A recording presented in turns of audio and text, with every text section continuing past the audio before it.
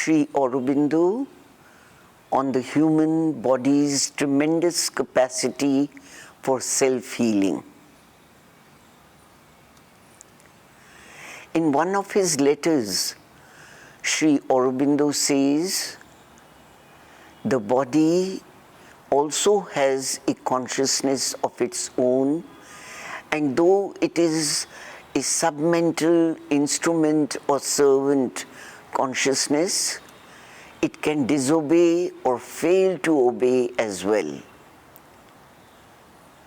In many things, in matters of health and illness, for instance, in all automatic functionings, the body acts on its own and is not a servant of the mind. If it is fatigued, it can offer a passive resistance to the mind's will. It can cloud the mind with tamas, inertia, dullness, fumes of the subconscious, so that the mind cannot act. The arm lifts itself, no doubt, when it gets the suggestion. But at first, the legs do not obey when they are asked to walk. They have to learn how to leave the crawling attitude and movement and take up the erect and ambulatory habit. When you first ask the hand to draw a straight line or to play music, it can't do it and won't do it. It has to be schooled, trained, taught, and afterwards it does automatically what is required of it. All this proves that there is a body consciousness different from the mind consciousness, which can do things at the mind's order, but has to be awakened, trained, made a good and conscious instrument.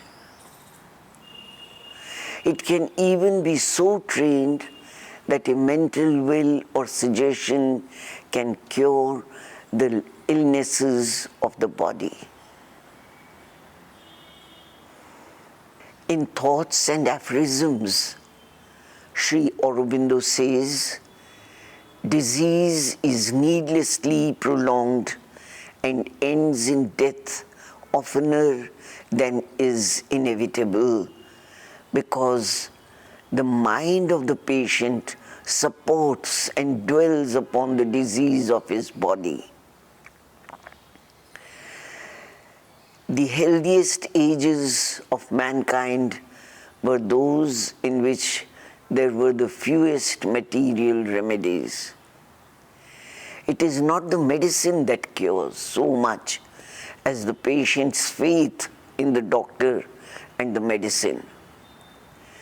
Both are a clumsy substitute for the natural faith in one's own self-power, which they have themselves destroyed.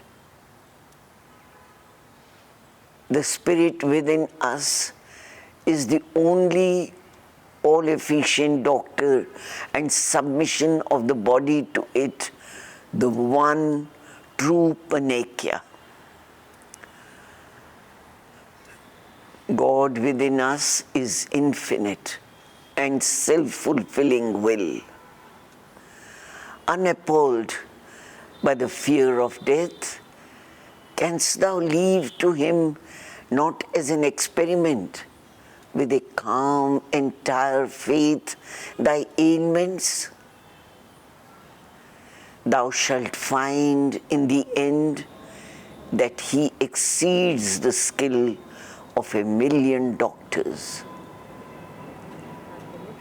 Man was once naturally healthy and could revert to that primal condition if he was suffered. But medical science pursues our body with an innumerable pack of drugs and assails the imagination with ravening hordes of microbes. It should take long for self-cure to replace medicine because of the fear, self-distrust, and unnatural physical reliance on drugs which medical science has taught to our minds and bodies and made our second nature. Medicine is necessary for our bodies in disease only, because our bodies have learned the art of not getting well without medicines. Even so, one sees often that the true moment nature chooses for recovery is that in which the life is abandoned as hopeless by the doctors.